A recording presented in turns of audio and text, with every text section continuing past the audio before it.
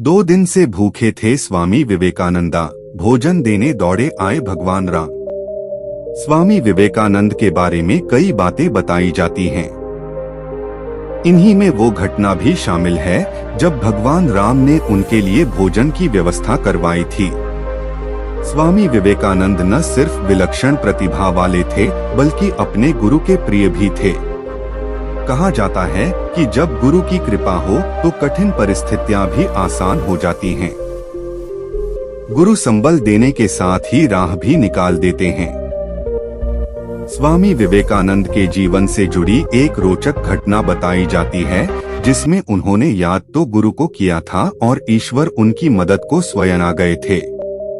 Also read Swami Vivekananda 25 की उम्र में पहना भगवा, विचारों के आगे झुकी दुनिया। बताया जाता है कि स्वामी विवेकानंद एक बार एक रेलवे स्टेशन पर बैठे थे और उस समय उनका अयाचक व्रत था। यह ऐसा व्रत होता है जिसमें किसी से मांग कर भोजन नहीं किया जाता है, लिहाजा वह व्रत में किसी से कुछ मांग भी नहीं सकते थे। जबकि एक व्यक्ति उन्हें चिढ़ाने के लहजे से उनके सामने खाना खा रहा था। स्वामी जी 2 दिन से भूखे थे और वह व्यक्ति कई तरह के पकवान खाते हुए बोलता जा रहा था कि बहुत बढ़िया मिठाई है। उस समय विवेकानंद ध्यान की मुद्रा में थे और अपने गुरुदेव को याद कर रहे थे। वह मन ही मन में बोल रहे थे कि गुरुदेव, आपने जो सीख दी है उससे अभी भी मेरे मन में कोई दुख नहीं है। ऐसा कहते विवेकानंद शांत बैठे थे। दोपहर का समय था और उसी दौरान उसी नगर में एक सेठ को भगवान राम ने दर्शन देकर कहा कि रेलवे स्टेशन पर मेरा भक्त एक संत आया है और तुमके उसे भोजन कराना है। उसका अयाचक व्रत है, वह किसी से मांग नहीं पाएगा, तो आप जाओ और भोजन कराकर आओ।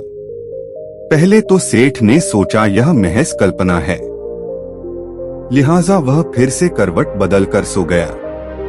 लेकिन तभी भगवान ने सेठ को दोबारा दर्शन दिए और संत को फिर से भोजन कराने की बात कही। तब सेठ सीधा विवेकानंद के पास पहुंच गया और साथ उसने स्वामी विवेकानंद को बोला कि मैं आपको प्रणाम करना चाहता हूं, क्योंकि ईश्वर ने मुझे सपने में कभी दर्शन नहीं दिए, जबकि आपके कारण स्वयं भगवान राम मेरे पास आए। भोजन के साथ सेठ की बात सुनकर विवेकानंद की आंख में आंसू आ गए।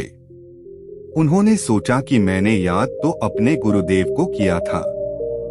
गुरु और ईश्वर की कैसी महिमा है कि एक को याद किया तो दूसरा दौड़ा चला आया।